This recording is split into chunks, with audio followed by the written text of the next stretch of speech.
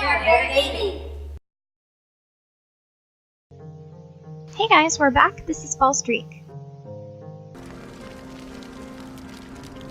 When I look up, an unbelievable sight greets me. Though it was midday, the entire sky had darkened over.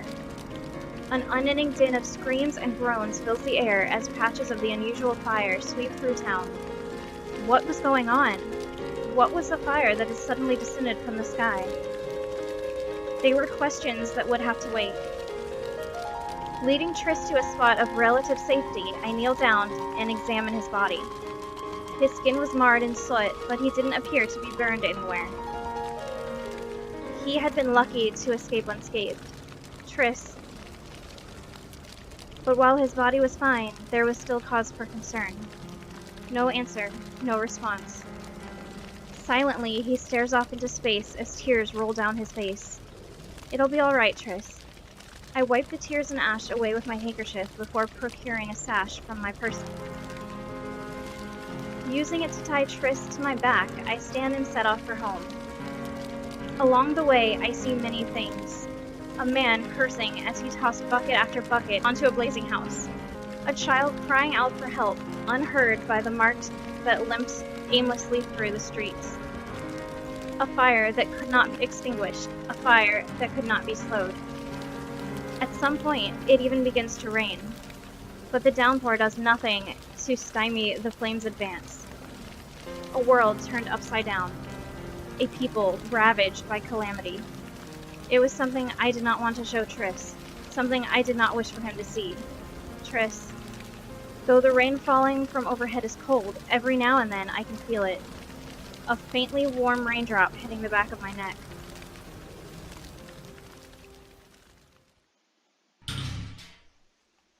When we make it back home, I find our house untouched by fire. Kalia, Atun. No answer comes. They didn't seem to be home. Though their safety was a concern, searching for them blindly won't accomplish anything. Staying put was the best course of action.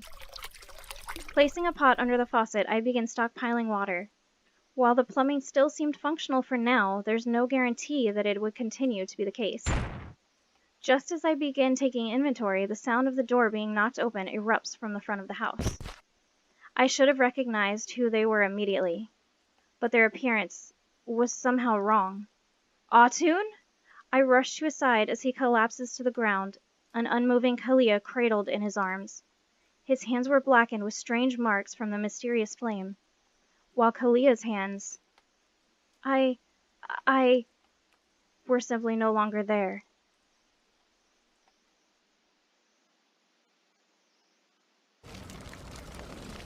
Searing heat, roaring fire. I forced my eyes open. At some point, my surroundings had transformed. A shattered town crumbling to the ground all around me. Was this Sakatrine? Under a burning sky, a rainbow-colored fire was ravaging the world. Panic seizes my heart as the fire swells, spreading its burning tendrils through the area. Daddy! Daddy! A familiar voice calls out. Kalia? She had fallen a short distance away. A giant mass of burning wood and stone was pinning her arms down. Kalia! Horrified, I dash over to her. Ugh, Daddy! Her face contorts in tear-stained agony. It hurts. Hold on, Kalia. In a panicked frenzy, I grab at the mass pinning her down. A hissing sound pierces the air as my flesh bubbles from touching the rainbow flames. Gah! Kalia screams as the twisted mass shifts weight over her pinned arms. It hurts! It hurts! Ugh! I push until I can no longer feel my arms. But it doesn't budge an inch. Dang it! Tormented by Kalia's cries, I howl in frustration. Before long, my singed arms fall limply to my sides. I drop to my knees. Ugh. Dizzy-headed from the smoke, Kalia's feeble voice barely registers in my murky consciousness. At this rate, Kalia was going to die. No, I won't accept a fate like that. Pulling myself together, I scan my surroundings. My eyes dart along the ground, locking onto a suitable object, a blackened shard of metal with a saw-like edge. I feel my sanity leave me as I grab it with trembling hands and lift it over Kalia's trapped arms. Ah! Ah! Her heart-wrenching cries fill the air as I press the metal's jagged edge into her arm. But I don't stop. Twa! Howling and crying like a demon possessed, I saw vigorously, beating vivid red to the soaring fire. Before long, I hit bone. But we didn't have the time to saw through it. Pouring strength into my frame, I grab what remains of her arm. I twist and whip up. With a sickening snap, the bone breaks. The heat of encroaching flames. The sound of collapsing buildings. Driven by those menacing sensations, I hastily start cutting into her other arm. Kalia had stopped screaming at some point. I could tell from her faint, ragged breathing and weakly shut eyes that she was at her limit, though. We were out of time. Praying it was enough, I grabbed Kalia with both arms. Then, planting my feet, I grit my teeth and pull with all of my might. The grotesque sound of meat tearing culminates with a gut-wrenching pop as Kalia's joints give and she separates from her trapped lower arms. Stumbling backwards, I pivot and take off with her in tow, weaving through the burning wreckages that block our path. Time and space seem to blur as I run, but eventually we make it to a safe location. Gasping for breath, I lower Kalia's limp figure to the ground and examine her arm stumps. It seemed the fire had cauterized most of her injury. It had left strangely patterned burn marks in the process, though. In an attempt to fashion makeshift bandages, I try and tear several strips of fabric from my shirt, only to discover that my fingers are too damaged to perform the movements. My hands were covered in the strange patterns as well. Kalia. As the tension leaks from my body, the pain begins to resurface. I lift my head to look up at Sockatrine's burning sky. That's when I notice. All around me, screams and groans were filling the air, creating a din of unending despair. Why? Why is this happening? I can't feel the rain. With great difficulty, I managed to bend my fingers back. But though I can clearly see the falling rain hitting my hand, I couldn't feel a thing.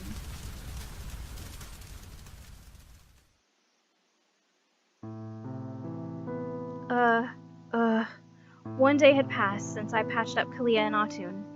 Between Kalia's amputated arms and the severe burns on Atun's hands, it wasn't difficult to deduce what had happened. At my side, Triss peeks over to where Kalia is resting. He looks back and forth between Kalia's absent arms and his own intact ones.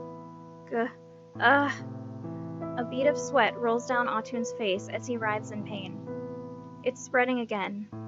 A bizarre phenomenon plays out before me. Without warning, the marked areas on Atun's hands begin to glow. When the light subsides, I observe that the burn patterns have crept up his arms. The same thing was happening to Kalia's burns as well. It seemed the wounds inflicted by the unusual fire were harmful even after their initial infliction. It was like a disease or a curse. I had to find a way to treat it before it did any more damage. Watch over Daddy and Kalia, Triss. Food, water, and medical supplies had already been set down in arm's reach of the bed. Don't leave. Don't let anyone in. Retreating into my room, I make preparations to set off. A locked drawer. For years, I had only ever touched it to maintain its contents. My heart beats not. After inspecting them one by one, I tighten a holster of throwing knives around my leg. As I do, my eyes drift over to the proof of my existence, a razor-sharp butcher knife that curved to a tapered point. Breath does not come from my mouth. The scratches and chips that marred it were proof that I had succeeded in carving a path to this day. Even after all these years, it still felt natural in my hand, as if it were but an extension of my body. Sweeney Todd. My feet do not tread upon this earth, for I am colorless. The weight of steel was one of the only absolute truths in life. Sincere and free of lies, it was that quality and purity that enabled it to spill the blood with ease. The past was never something I could escape, was it? Concealing the knife on my person, I lock the door behind me as I leave.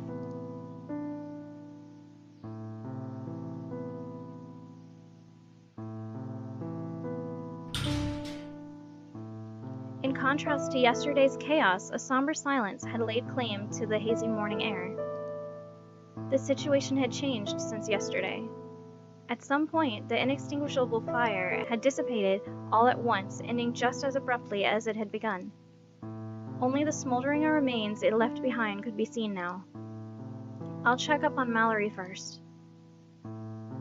Though it takes longer than usual to get to the Basia household with all the debris, I arrive without complication. While their house appeared to be untouched, many of their neighbors had been less fortunate. I find Mallory in the streets, kneeling over a victim she seemed to have pulled from the rubble. Mallory. Though I call out to her, she doesn't respond. It is only when I place a hand on her shoulder that she turns to face me. Amy. Glazed, hollow eyes that gazed through what they were supposed to focus on. Every person I had passed on the way had looked the same. The fire, Idone, burn marks, Sakatrine, Dia, Where is Idone? Did he survive? I pull her together by giving her something specific to focus on. But Mallory shakes her head. One of his colleagues came by, and I don't know what to tell the children. There's no need to tell them now. Worry about that later. How are the children's conditions? They're inside. Alouette hurt her leg, but other than that, she's okay. Lynette and Dia, though. I'll show you after I finish treating this man. Though her hands were trembling, she doesn't stop bandaging the wounded man before her. It was like a desperate attempt to remain moving, as if she'd collapse under the pressure if she stopped. It was a way of averting one's eyes from reality. Forget it. Give up on him.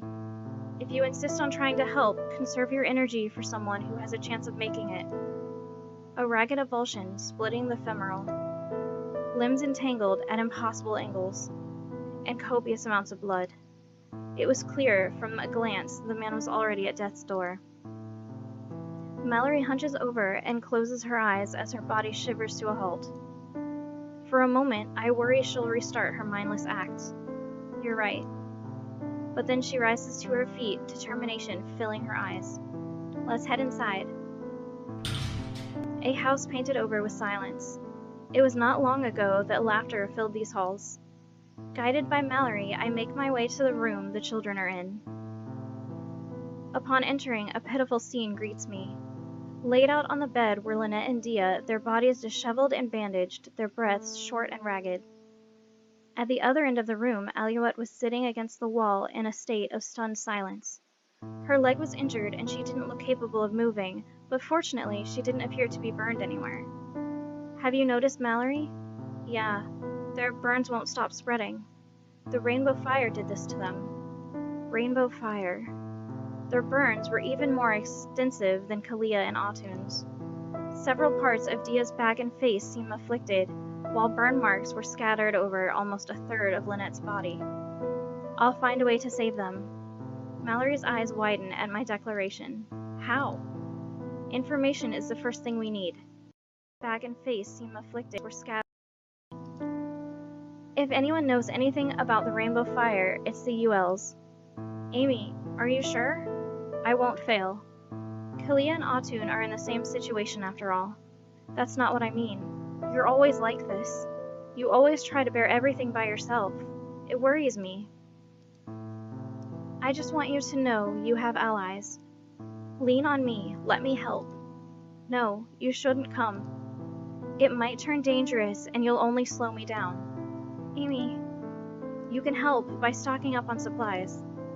I also left Autun and the twins at home. I don't know how long I'll be gone, so I want you to check up on them. It still looked like she had something to say, though. I want you to believe in me, Mallory. Trust me.